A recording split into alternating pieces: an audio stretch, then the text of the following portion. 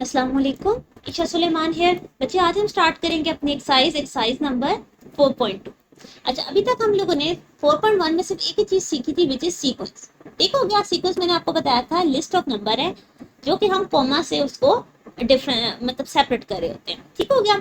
अच्छा, आज जो आपके पास बेटा कॉन्सेप्ट है वो है अरिथमेटिक सीक्वेंस। ठीक है। अच्छा, find the first four term. अब आपके पास बेटे पिछले एक्सरसाइज में भी तो आपने टर्म्स ही फाइंड आउट करनी थी, बट आपको एक एनफ टर्म गिवन थी। अब आपको डेटा कुछ और गिवन है। A1 तो आपको पता है पहली टर्म होती है, अभी पिछले एक्सरसाइज में आप देख चुके हो। लेकिन डी क्या है ये तो हमें नहीं पता। बेटे डी कहते हैं कॉमन डिफरेंस को। किसको? कॉमन डिफरेंस को। ओके हो गया। अभी कॉमन डिफरेंस क्या होता है? ठीक है। उसके लिए बेटे मैं अब आपको बताती हूँ कि आपने कैसे सॉल्व करना होता है। आपके पास बेटा अरिथमेटिक की जो भी nth टर्म होती है वो हमेशा ऐसे लिखी जाती है। ये आपने फॉर्मूला हमेशा याद रखना है। कोई भी nth टर्म अगर वो अरिथमेटिक की है, ठीक है, तो उसमें डिफरेंस हमेशा सेम होता है। अब वो कैसे होता है बेटा मैं भी एग्जाम्पल से आपको बताती हूँ। लेकिन ये फॉर्मूला है। A1 आपको पता होगा, ठीक है। एन कौन सी टर्म चाहिए, पहली, दूसरी या तीसरी, और डी के आ जाएगा डिफरेंस। तो आपको बेटा डेटा सारा गिवन है, हम इसमें वैल्यूज पुट करेंगे। बट मैं पहले आपको समझा देती हूँ। फॉर एग्जाम्पल आपके पास है 2, 4, 6, 8, 10। अब ये एक अरिथमेटिक सीक्वेंस है। क्यों? क्योंकि इन सब में डिफरेंस सेम है। 4 में से 2 माइनस करो, पिछली टर्म को माइनस करो तो क्या आता है? 2। 6 में से 4 को माइनस करो तो 2 आता है। 8 में से 6 को माइनस करो तो भी 2 आता है। इधर भी 2 आता है। तो बेसिकली आपका जो कॉमन डिफरेंस है वो सेम है। ठीक है। नेक्स्ट टर्म में से पिछली टर्म को माइनस करना होता है। ठीक हो गया। तो आपके पास अगर वो सेम नंबर आ रहा है तो इसका मतलब है अरिथमेटिक है। अगर सेम नहीं आ रहा तो फिर हम बाकी टाइप्स की तरफ जाएंगे। हमने अभी आगे ज्योमेट्रिक भी पढ़नी है, हार्मोनिक भी पढ़नी है। ठीक है। ओके। सो बात समझ आ गई। अब आपके पास फार्मूला अवेलेबल है, जस्ट वैल्यूज पुट करें और अपना सोल्यूशन देखें। सबसे पहले फर्स्ट फोर टर्म, बेटा A1 तो गिवन है, A2 फाइंड आउट करते हैं। n की जगह 2 पुट कर दें तो A1 2 माइनस 1 इंटू डी, ये फॉर्मूला बनता है। इसे वैल्यूज पुट करो। A1 यानी कि 4, 2 में से 1 गया 1 इंटू 3, 4 और 3 7। नाउ A3 चाहिए, तो A1 plus 3 minus 1 into D, तो क्या बनेगा? 4 प्लस 2 इंटू 3, 3 टू जा 6, 6 और 4 कितने हो गए आपके पास बचे? 10। नाउ A4, तो A1 plus 4 minus 1 into D. A1 की वैल्यू गिवन है 3 इंटू 3, 9 में 4 ऐड करो तो आपके पास क्या आता है? 30। तो ये आपकी 4 टर्म्स आ गई। कौन कौन सी? पहली 4 है, फिर 7, 10 और 13 अप टू सो। क्लियर? बेटे चीज को समझ लो। अरिथमेटिक सीक्वेंस का आपके पास nth टर्म का ये फॉर्मूला। ठीक है। फॉर्मूला हमें क्लियर हो गया। नेक्स्ट स्टेप हमारे पास क्या होगा? हमने बस वैल्यूज पुट करनी है। ठीक है। अच्छा, आगे आगे क्वेश्चन में हम जाएंगे ना बेटे, तो आपको डी भी शायद खुद फाइंड आउट करना पड़े कहीं पर, तो वो हम चीजें देखेंगे। अभी के लिए आप कॉन्सेप्ट क्लियर करो। यहाँ पर बेटे आप देखो, A2 अगर चाहिए तो क्या फॉर्मूला है? A1 प्लस n-1 यानी कि 2 माइनस 1 इंटू डी। बेटा इसे मैंने बार बार डी लिखा है ताकि आपको क्लैरिटी हो। अब पहले क्वेश्चन में आपको चीज समझ आ गई, अब इसमें मैं वैल्यू साथ पुट कर रही हूँ। तो 7 प्लस 5, ये मिलेगा आपको 12। Now A3, A1 plus n-1 into D. जब आप ये कैलकुलेटर पर डालते हो तो बेटा आपको 17 मिलता है। A4, A1 plus n-1 into D. बेटा n की जगह ये वाली वैल्यूज आ रही हैं, तो अब आपको मिलेगा 22। तो ये आ गई आपकी चारों की चारों टर्म्स जो कि आपको फाइंड आउट करने को कहा गया था।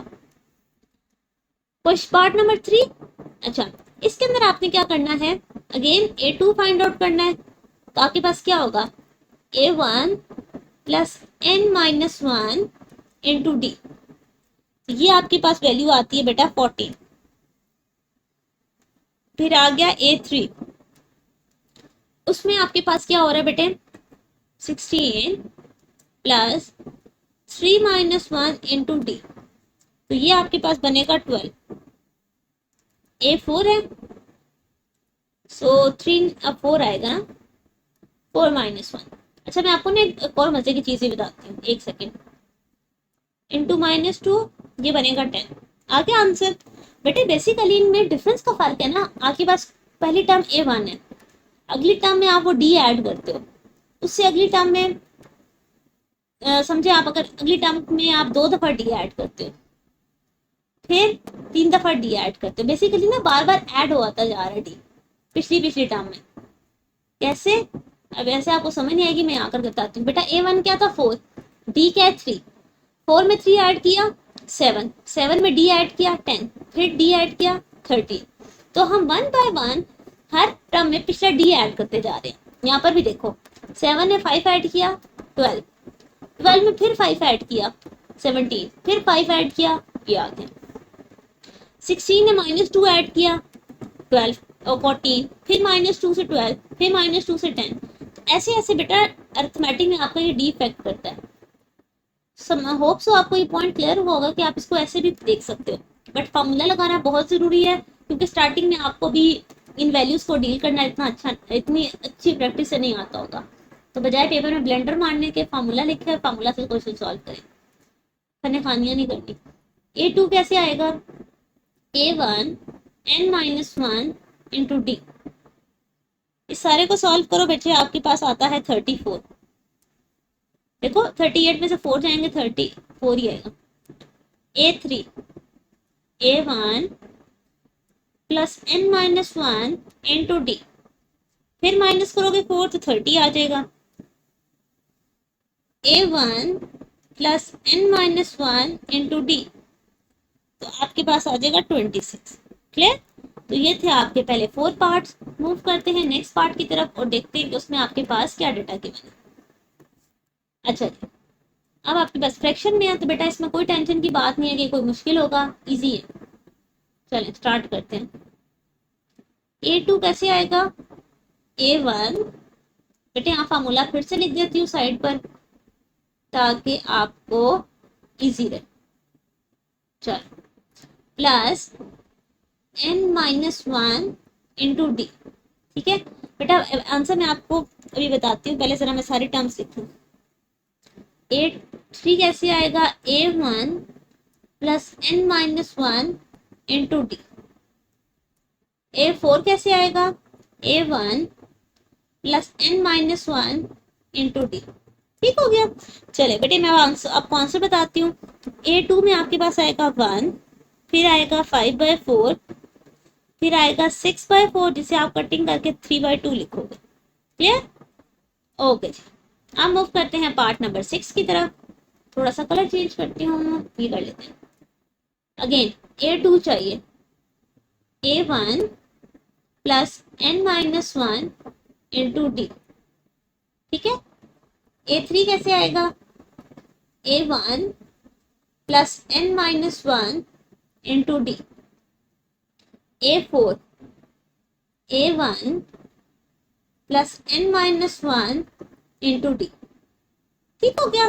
चलो अब बेटा सारी टर्म को कैलकुलेटर पे मैं डालती हूँ, तो आपको वैल्यूज बताती हूँ। सबसे पहले वाली पे 1 आएगा, 13/8 और 18/8।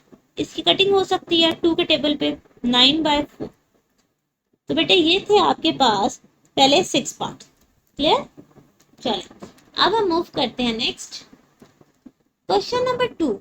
अच्छा क्वेश्चन नंबर 2 आपको क्या कह रहे हैं, जरा सा ये देखें, एक मिनट। ये find the next 3 terms of the arithmetic sequence. बेटे देखो उन्होंने आपसे कहा कि आप अगली टर्म्स बताएं, इसके अगली 3 टर्म्स बतानी। अगर ये अरिथमेटिक सीक्वेंस है तो मैंने आपको एक ही हिंट बताई है, एक चीज आपने चेक करनी है, वहीं से पता चल जाएगा क्या इनके डिफरेंस सेम है या नहीं है। ठीक है, चेक करें जरा। 9 में से 5 जाए तो क्या रहता है? 4। 13 में से 9 जाए तो भी क्या डिफरेंस है? 4।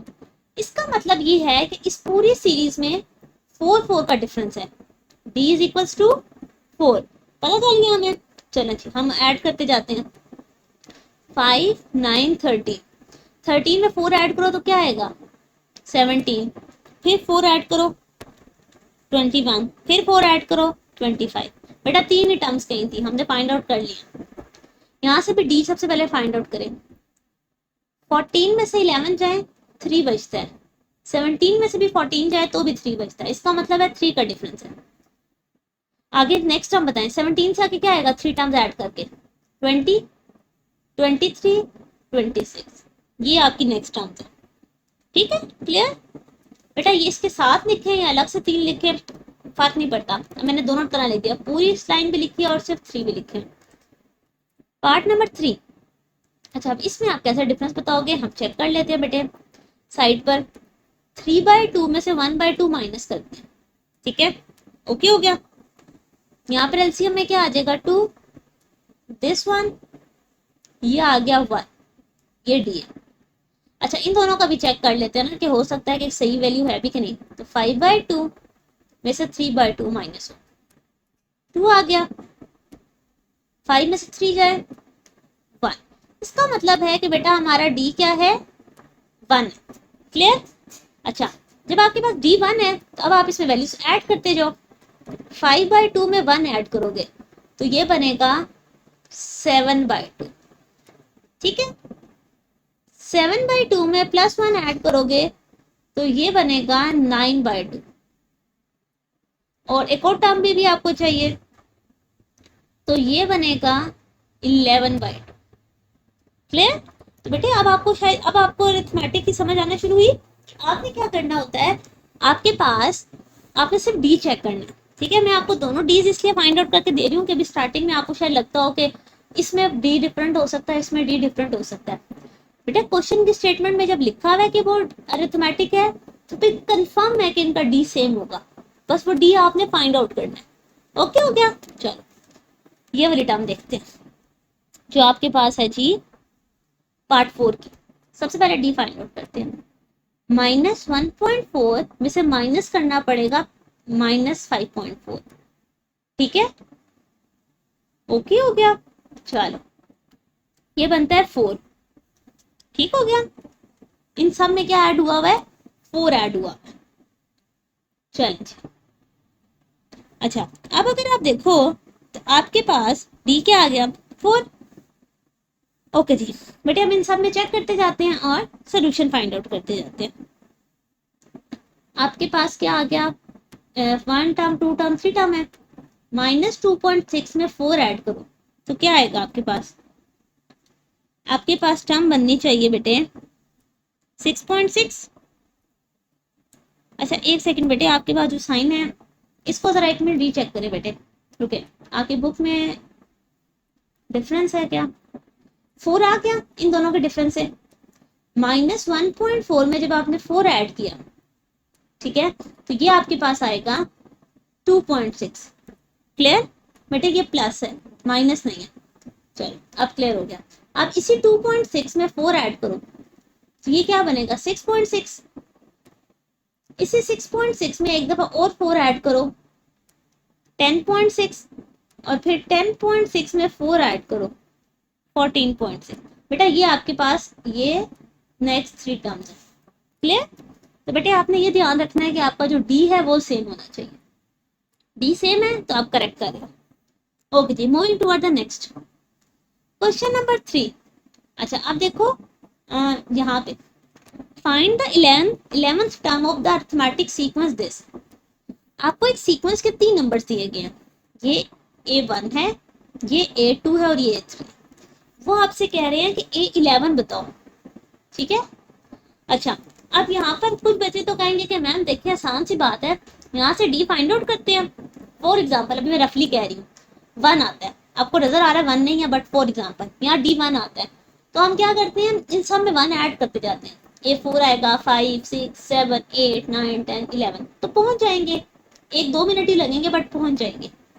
लेकिन बेटे आपने हर बार ये इस तरह नहीं करना, आपके पास आपको फॉर्मूला आना चाहिए। हम फॉर्मूला के थ्रू करेंगे। क्यों? हो सकता है कल को आपको A100 पूछा जाए तो क्या बैठ के 100 तक काउंटिंग लिखते रहोगे? नो। तो बेसिकली ये स्मार्ट अप्रोच है कि हम फार्मूला देखेंगे। अब फार्मूला कैसे देखना है वो आपको बताती हूँ। हम लोगों ने अरिथमेटिक सीक्वेंस का जनरल फॉर्म का क्या फार्मूला पढ़ा है? A1 plus n minus one into D. ठीक है, आपको ए 11 चाहिए, n की जगह हम 11 पुट करेंगे, 11 माइनस वन इंटू डी। ए वन की वैल्यू हमें ऑलरेडी गिवन है 0.07, 11 में से 1 गया 10। अब हम इसको सॉल्व तो कर सकते हैं, हमारे पास क्या चीज मिसिंग है, डी। तो डी तो हम इजीली फाइंड आउट कर लेंगे, तो हम साइड पर सिर्फ एक डी फाइंड आउट करते हैं। डी कैसे आएगा, A2 में से 1 को माइनस करके 0.12 माइनस 0.07। ठीक है, तो आपके पास जो डी है वो बनेगा 0.05। अब हमारे पास क्योंकि डी आ चुका है, हम यहाँ पर वैल्यू पुट कर देते हैं 0.05। ठीक है, अब यहाँ पे पॉइंट क्लियर हुआ बेटे। अगर यहाँ पर ए होता है ए 77, तो हम इजीली 77 पुट करके सिर्फ डी पुट करते हैं, हमारे पास आंसर आ जाता है। ठीक है, ओके जी बेटा, ये टाइम आप कैलकुलेटर पे डालो, आपके पास वैल्यू आएगी 0.57। This is your required solution for question number 3। ठीक हो गया, ओके। अब मूव करते हैं नेक्स्ट क्वेश्चन की तरफ। Question number 4। क्वेश्चन नंबर 4 की स्टेटमेंट है कि the third term of arithmetic sequence is 14। A3 आपके पास 14 है, and the ninth term is -1। A9 आपके पास -1 है। Find the first 4 term A1, A2, A3, A4। हमें ये चारों टर्म्स चाहिए। अब ये क्वेश्चन इंपॉर्टेंट है, पेपर में इस तरह का क्वेश्चन आपके पास आता है। ठीक है, अब इस क्वेश्चन को अगर आप देखो तो आपके पास डाटा किस तरह का गिवन है। पिछले क्वेश्चन से ये क्वेश्चन बहुत डिफरेंट है। पहले आपको कंसेक्टिव टर्म दी जाती थी, अगर तो A3 और A4 गिवन होते तो हम उन दोनों को माइनस करके डी फाइंड आउट कर लेते। अब ये 9 और थर्ड टर्म गिवन है, ये दोनों तो आपस में आपको डिफरेंस नहीं दे सकती। ठीक हो गया, और दूसरी बात, ना हमारे पास पहली टर्म गिवन है। हमें कोई भी टर्म, nth टर्म जब भी हम निकालते हैं तो हमें दो चीजें चाहिए होती हैं, A1 और D। ठीक है, अगर हमारे पास A1 और D किसी तरह भी हम फाइंड आउट कर लें तो हम कोई भी वैल्यू इजीली फाइंड आउट कर सकते हैं। ठीक हो गया, चाहे वो 40 टर्म हो चाहे तो वो 45 टर्म। तो इसका मतलब ये हुआ कि हमें इन दोनों को यूज करके ये दो वैल्यूज फाइंड आउट करनी है। स्टार्ट करते हैं। अगर मैं A3 को ओपन करना चाहूँ इसी फार्मूले के थ्रू, n की जगह अगर 3 लिखूं तो क्या बनेगा, A1 plus 3 minus 1D is equal to 14। ये क्या बनेगा, 9 माइनस 1 इंटू डी। ठीक है, A1 plus 2D is equal to 14, A1 plus 8D is equal to -1। Clear. अब देखो तो ये क्वेश्चन नंबर 1 है और ये क्वेश्चन नंबर 2 है। अब क्या हम इस इक्वेशन को सॉल्व करके A1 और D फाइंड आउट कर सकते हैं?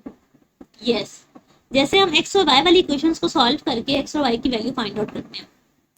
अच्छा जी, A1 plus 8D is equal to -1 और 2D इज इक्वल टू 14। चलो, इन दोनों को ऐड करना चाहिए या सब्ट्रैक्ट करना चाहिए? हम इनको सब्ट्रैक्ट करेंगे, उससे क्या होगा कि A1 वाली टर्म आपके पास कैंसिल हो जाएगी और इन सब के साइन चेंज हो गए। 8 में से 2 गए 60, -14 -1 -15। तो D की वैल्यू आ गई -15/6। इसकी कटिंग कर लेते हैं 3 के टेबल पे। 5 3 5 जा 15, 3 2 जा 6। हमारे पास D आ चुका है। अगर D आ गया तो आप किसी भी क्वेश्चन में पुट कर लो। सो इसको 1 में पुट कर देते हैं। पुट इन 1 यहाँ पर A1 2 into D is equal to 14। ठीक है, सो आपके पास ये -5 है, 14 के साथ क्या हो जाएगा +5, 19। अब देखो तो आपने A1 भी फाइंड आउट कर लिया हुआ है यहाँ पर और D भी फाइंड आउट कर लिया। अब आपके पास ये दोनों टर्म्स हैं तो हम इजीली ये सारी वैल्यूज फाइंड आउट कर लेंगे। A1 आपके पास 19 है, A2 कैसे आएगा, n की जगह 2 पुट करने से।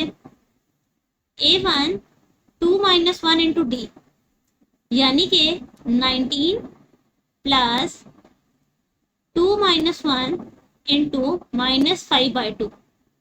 ठीक है, जब आप यूनिट टर्म पुट करते हैं तो आपके पास आता है 33/2। अब A3 फाइंड आउट करते हैं। A3 कहता है कि A1 plus n-1 into D, यहां से आपके पास आएगा 40। और A4 आपके पास कैसे आएगा, A1 n-1 इंटू डी, तो ये आपके पास वैल्यू आएगी 23/2। So this is your required solution for question number 4। ठीक है, इस क्वेश्चन को सम अप करते हैं। आपके पास दो डिफरेंट वैल्यूज गिवन थी और आपको कहा गया कि कोई कुछ और डिफरेंट वैल्यूज फाइंड आउट करें। तो जब भी आपके पास इस तरह का क्वेश्चन आता है, आपको A1 चाहिए और D चाहिए। जब आप A1 और D फाइंड आउट कर लेते हो तो फिर आप किसी भी टाइप की क्वेश्चन को सॉल्व कर सकते हो। तो फिर हमने उसके अकॉर्डिंग ये सारी वैल्यूज फाइंड आउट किए। नेक्स्ट मूव करते हैं क्वेश्चन नंबर 5। अब क्वेश्चन नंबर 5 में उन्होंने कहा है find an arithmetic sequence. A17 given है, A28 गिवन है। Find A1 and D। हमने ऑलरेडी अभी पीछे पढ़ा है कि A1 और D हमें फिर भी फाइंड आउट करना होता है। इस बार हिंट दे दी उन्होंने, राइट फर्स्ट 5 टर्म्स। वही पिछले वाला क्वेश्चन है, सिर्फ उसमें 4 टर्म्स थी, इसमें 5 टर्म फाइंड आउट करनी है। स्टार्ट करते हैं। A17 आपको गिवन है -40। ठीक है, हमने nth फॉर्म पढ़ी हुई है ये। ठीक है, सो यहाँ पर n की जगह 17 लिखें तो ये क्या बनेगा, A1 17 में से 1 गया 16D। ये आ गई क्वेश्चन नंबर 1। A28 आपको गिवन है 73। इसमें फॉर्मूला पुट करें, A1 28 में से 1 गए 27D। ये आ गई क्वेश्चन नंबर 2। अब हम क्या करते हैं, इन दोनों इक्वेशंस को आपस में सब्ट्रैक्ट करते हैं। So A1 16D is equal to -40, A1 27D -73। बेटे माइनस करने से इनके साइन क्या हो जाएंगे, चेंज हो जाएंगे। 17 और 27 से क्या आएगा, -11D। इन दोनों को सॉल्व करने से 33। डी का आंसर आ गया 33/-11। ये कटिंग हो जाएगा -3। तो बेटे आपके पास डी की वैल्यू आ चुकी है, हम इसको 1 में पुट कर देते हैं। Put in 1। So A1 16 into D is equal to -40। ठीक है, आप इसे सॉल्व करो, A1 का आंसर आता है 8। चलो क्लियर। अब हम लोगों ने A1 और D दोनों फाइंड आउट कर लिया। नेक्स्ट स्टेप हमारे पास क्या है कि अब हम इजीली सारे टर्म्स फाइंड आउट कर सकते हैं।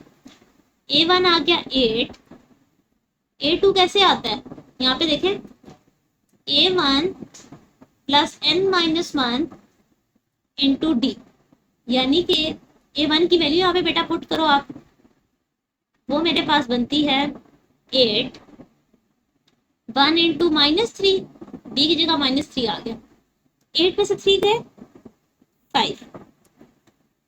A3 कैसे आएगा, A1 n-1 इंटू डी, तो आपके पास आएगा 2।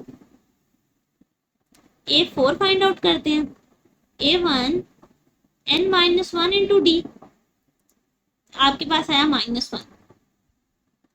और A1 n-1 इंटू डी, तो आपके पास आएगा -4। तो ये है आपके पास सॉल्यूशन।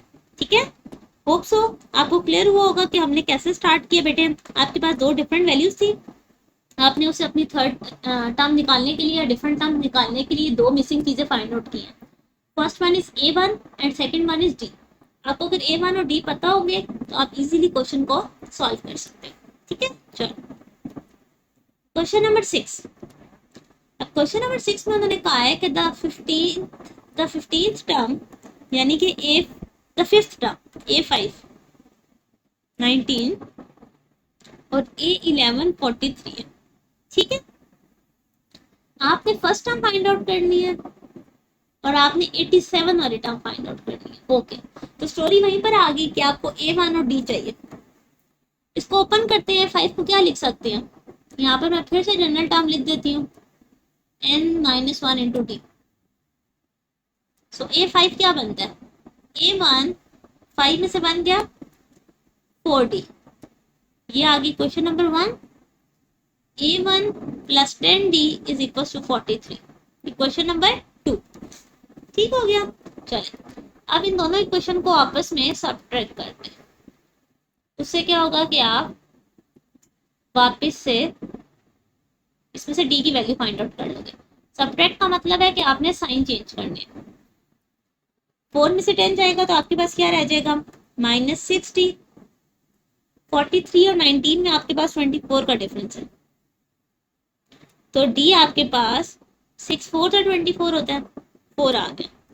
ठीक है, डी आपके पास आ गया तो इसको पुट कर दे, चले 1 में पुट कर दे। यहाँ पर क्या आएगा, A1 4 into D is equal to 19। उसके बाद A1 plus 16 is equal to 19। 19 में से 16 जाएंगे तो आपके पास रह जाएगा 3। सो आपने A1 तो फाइंड आउट कर लिया। उसके बाद उन्होंने आपसे कहा था, उन्होंने आपको कहा था 87 टर्म निकालें। 87 का क्या फार्मूला होगा, A87 A1 87 minus 1 into D.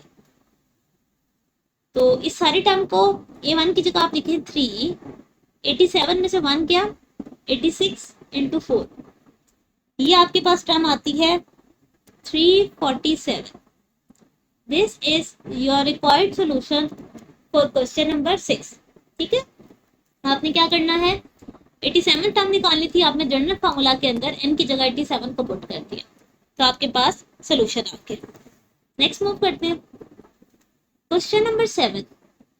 अच्छा, अब क्वेश्चन नंबर 7 में आप देखो तो आपके पास उन्होंने कहा है कि which term of the sequence, ठीक है, विच टर्म, कौन सी वाली टर्म है इस सीक्वेंस की 70।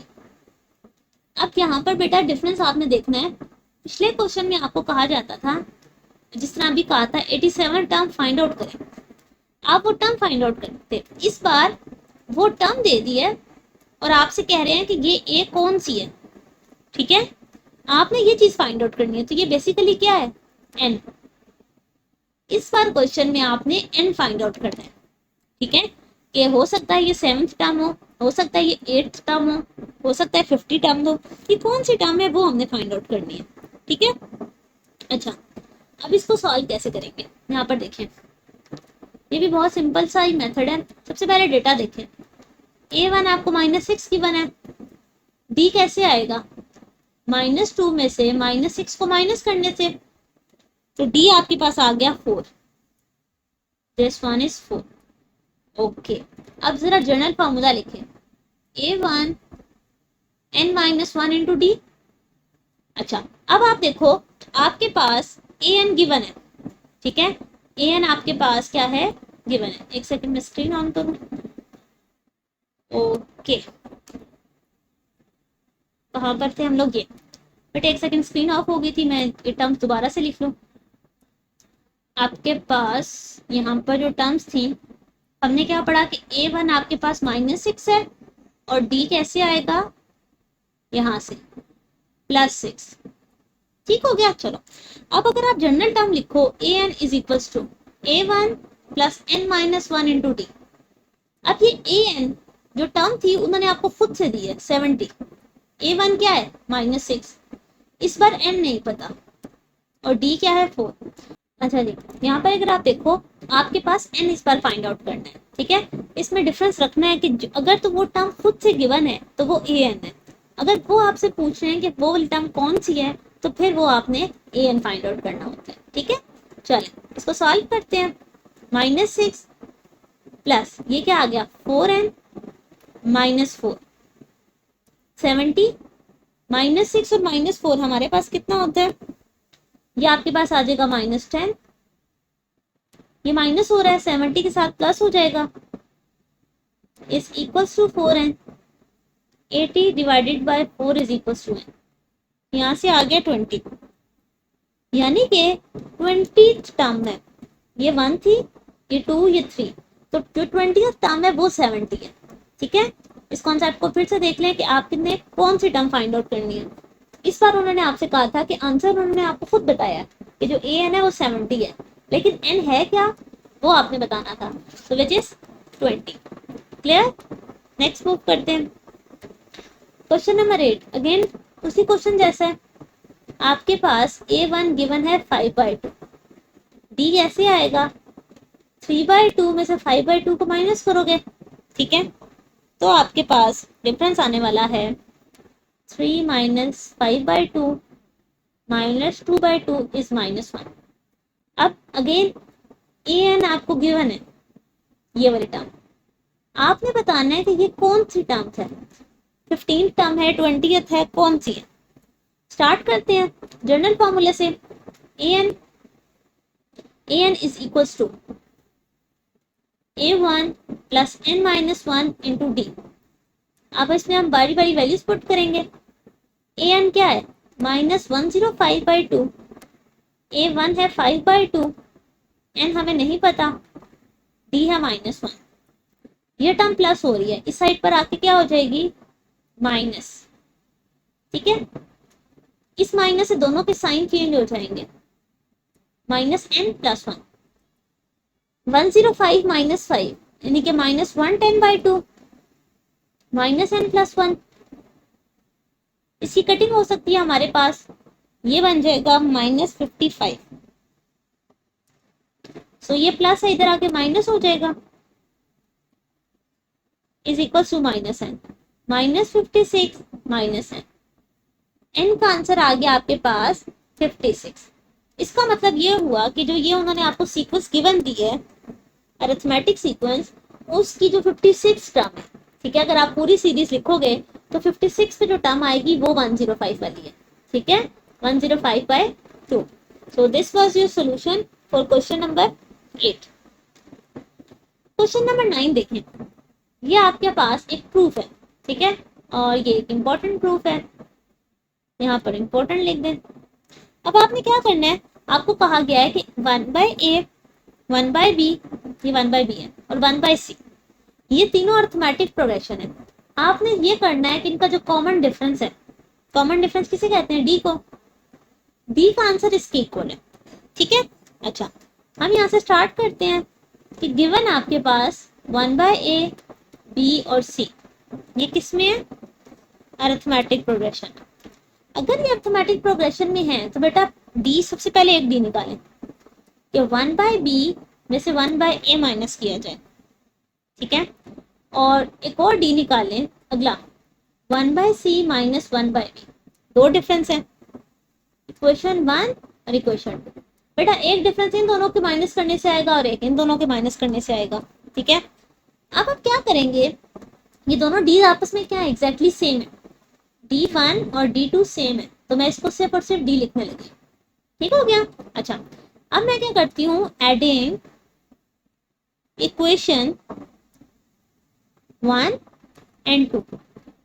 ठीक है, तो ये क्या है, डी डी, इधर भी डी है, तो d + d, 1/b minus 1/a, और इस साइड से ये ऐड हो जाएगा, b वाली टर्म कैंसिल आउट हो गई। यहाँ पर देखिए कितने हो गए, 2d। इनका एलसीएम ले लें, ए सी एलसीएम में आ गया, इसके साथ c मल्टीप्लाई होगा, -c, इसके साथ a मल्टीप्लाई होगा।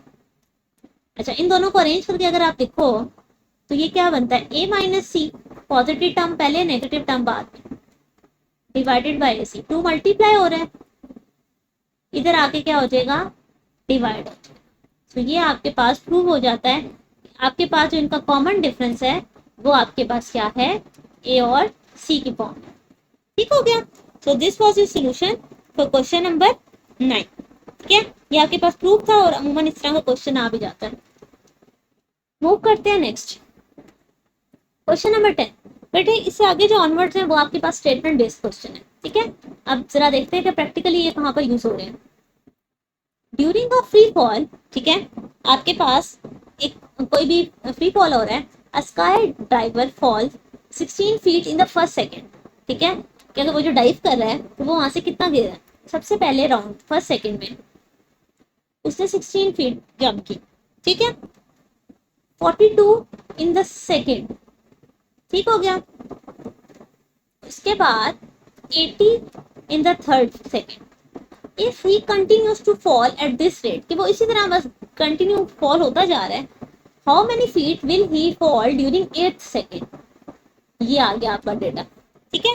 इस स्टेटमेंट बेस्ड क्वेश्चन में आपने सिर्फ और सिर्फ इंटरप्रेट सही करना है, बाकी इसमें मुश्किल क्वेश्चन नहीं है अगर आपने डेटा ठीक लिखा है तो।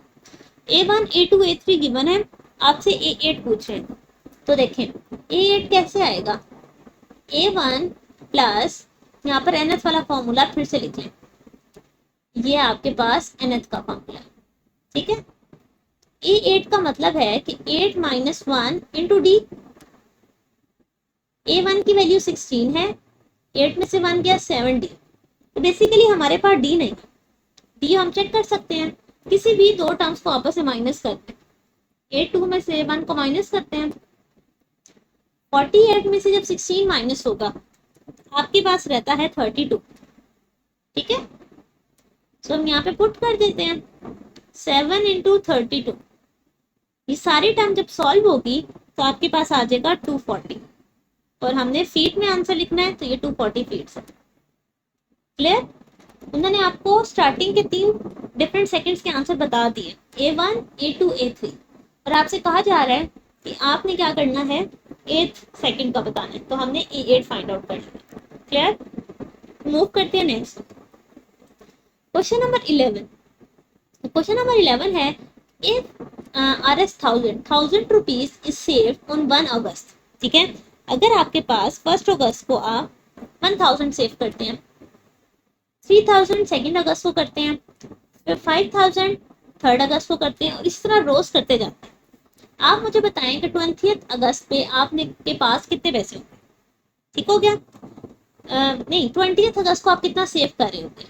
चलो स्टार्ट करते हैं। आपके पास A1 क्या गिवन है 1000, A2 आपके पास गिवन है 3000, A3 आपके पास गिवन है 5000, और आपसे कहा जा रहा है कि A20 बताएं, ठीक है। अच्छा, जब आपने A20 बताना है तो अब अगर आप देखो तो आपके पास क्या फार्मूला होगा, सेम वही वाली बात। A20 के लिए आप क्या फार्मूला लिखोगे, सबसे पहले वही nth वाला लिख देती हूँ ना, क्योंकि आपने जंप करके क्वेश्चन से आए हुए होंगे और आपको पता ही नहीं होगा कि फार्मूला कौन सा है। बेटा ये फार्मूला है n-1 इंटू डी, ठीक है। चलो A20 आपको चाहिए, तो A1 plus 20 minus 1 into D. अब बेसिकली हमारे पास क्या नहीं है, डी नहीं है। डी कैसे आता है, दो कंसेक्टिव टर्म को माइनस करने से। 3000 में से 1000 जाएगा तो क्या रह जाएगा, आपके पास 2000 रह जाएगा, ठीक है। इसका मतलब है कि डी 2000 है, इसमें वैल्यू पुट करते हैं 1019 इंटू 2000, ठीक है। ये सारी टर्म आप कैलकुलेटर पर डालो तो यू विल गेट 39,000, और ये रुपीस में होगा तो RS। क्लियर, तो A20 पे आपके पास क्या आ जाएगा 39,000। नेक्स्ट स्टेटमेंट देखते हैं, क्वेश्चन नंबर 12।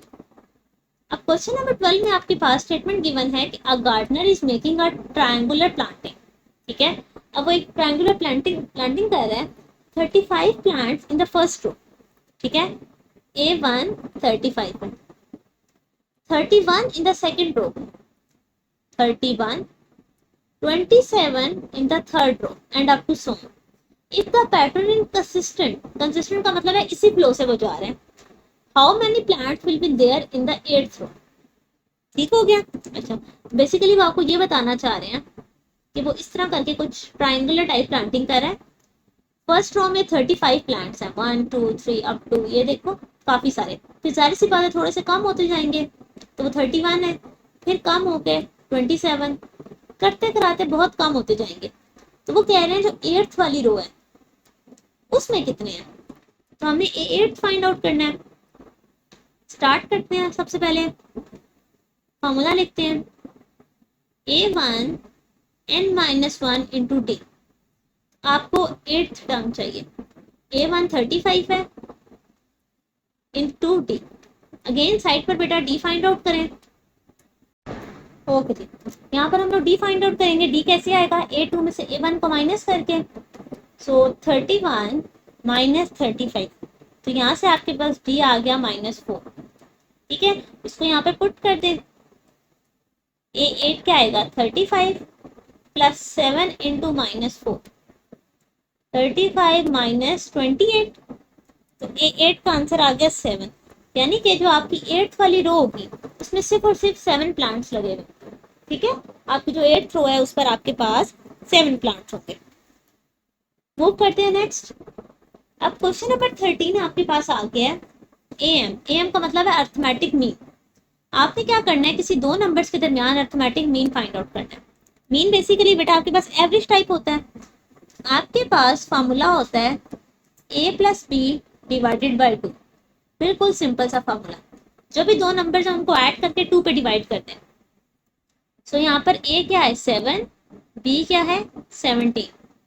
सो अरिथमेटिक मीन अगर आपने लिखना हो तो 7 और 17 डिवाइडेड बाई 2, तो ये आपके पास बनते हैं 12।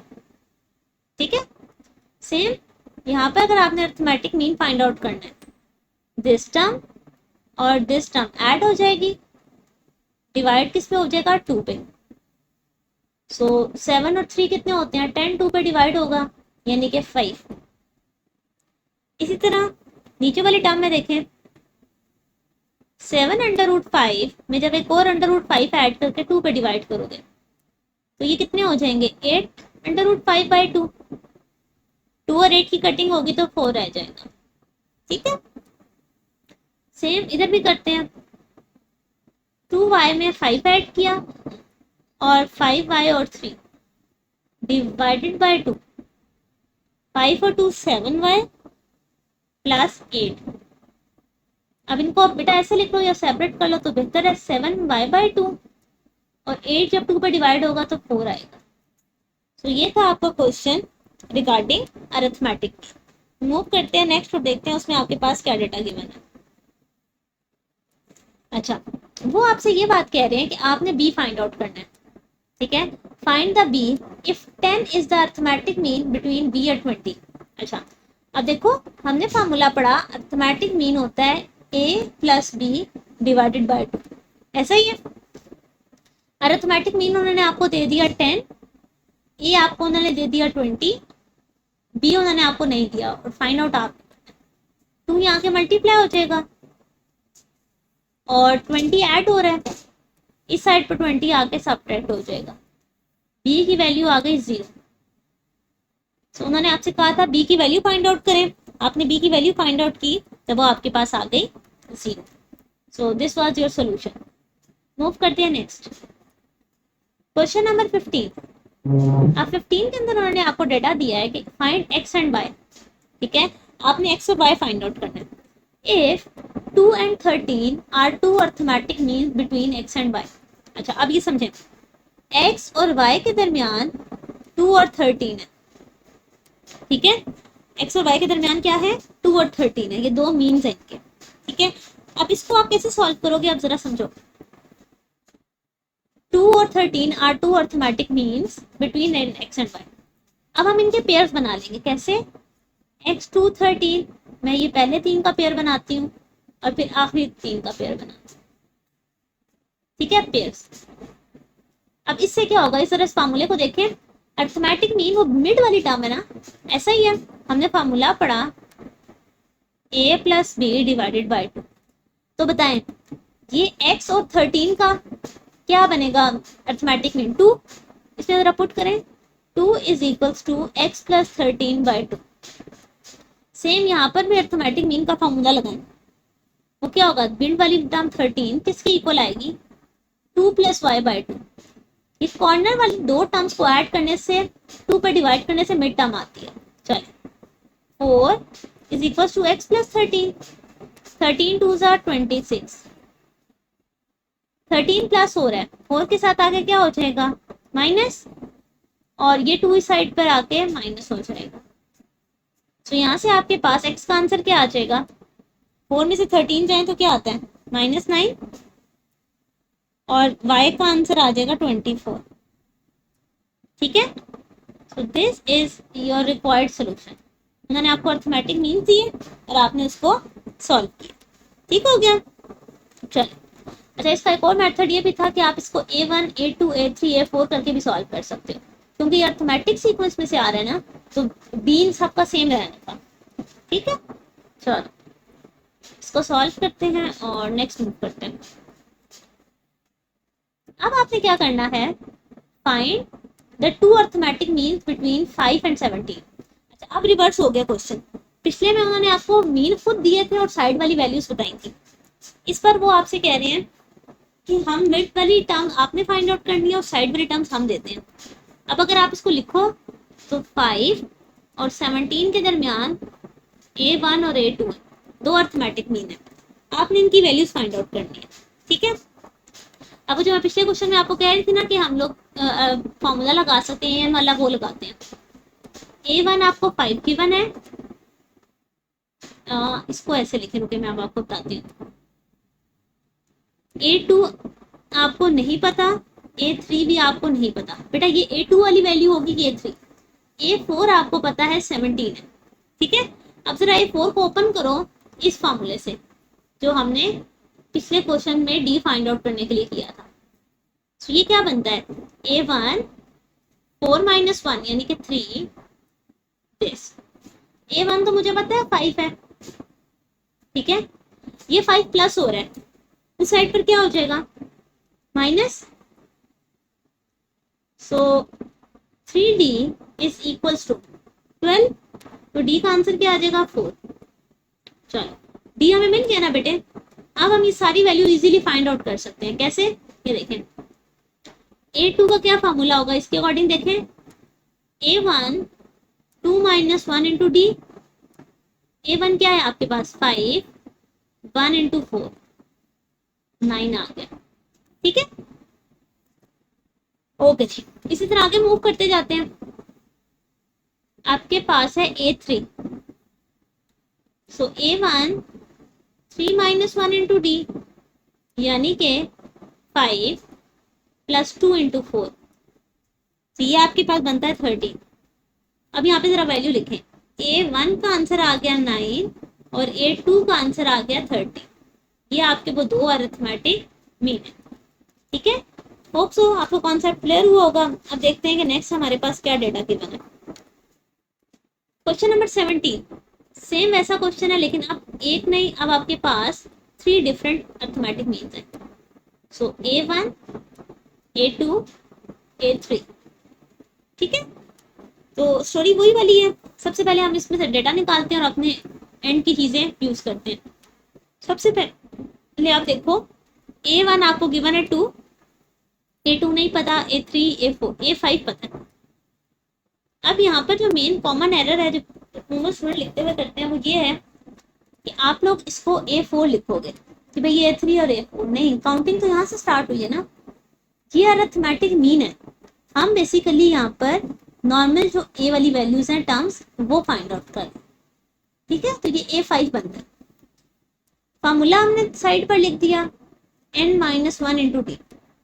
इसके अकॉर्डिंग A5 को ओपन करें तो क्या बनता है, A1 + 5 - 1 इंटू D। ठीक है, सो -18 किसके इक्वल है, ये -18 लिखा, 2 4D। ये +2 हो रहा है, इस साइड पर आके क्या हो जाएगा, -2, ये बनता है -20। तो D की वैल्यू आ गई -5। ठीक है, D की वैल्यू क्या आ गई, -5। यहाँ तक तो हो गया क्लियर। अब अगर आपके पास D की वैल्यू आ चुकी है तो हम कोई भी टर्म फाइंड आउट कर सकते हैं। हम यहाँ से स्टार्ट करते हैं। सबसे पहले A2, ये वाला A2 जिसको हम कैपिटल A1 कहेंगे, या इसको पहले लिखें और इसको बाद में लिखें। एक मिनट, आप कहो कि कैपिटल A1 हम फाइंड आउट करने लगे जिसका नाम स्मॉल A2 है। इसका फार्मूला देखें, A1 + n - 1 into D। Value put करें, A1 आपके पास क्या है 2 और D आपके पास -5 है, तो ये आ गया -3। अब हम कैपिटल A2 फाइंड आउट करते हैं जो कि स्मॉल A3 कहलाएगा। उसका फार्मूला क्या बनेगा, 3 - 1 इंटू D। 2 इंटू -5, तो 5 2 ज़ा 10, 10 में से 2 जाएंगे 8।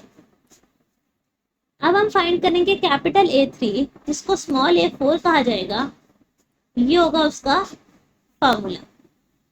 सो 2 3 इंटू -5, 5 3 सा 15, 15 और 2 30। चलो, सो ये थे आपके तीनों सोल्यूशन। आपने A1 कैपिटल A1 यानी कि अर्थमेटिक मीन जो 3 डिफरेंट थे उसको आपने फाइंड आउट किया। जब आपने इसको फाइंड आउट किया तो हमारे पास ये रिजल्ट आया। ठीक हो गया। सो बेटे ये थी आपकी एक्सरसाइज नंबर 4.2। इसको प्रैक्टिस कीजिएगा, जहाँ कहीं पर कोई भी एरर आए आप व्हाट्सएप पे मुझसे पूछ सकते हो। ओके जी, अल्लाह हाफिज।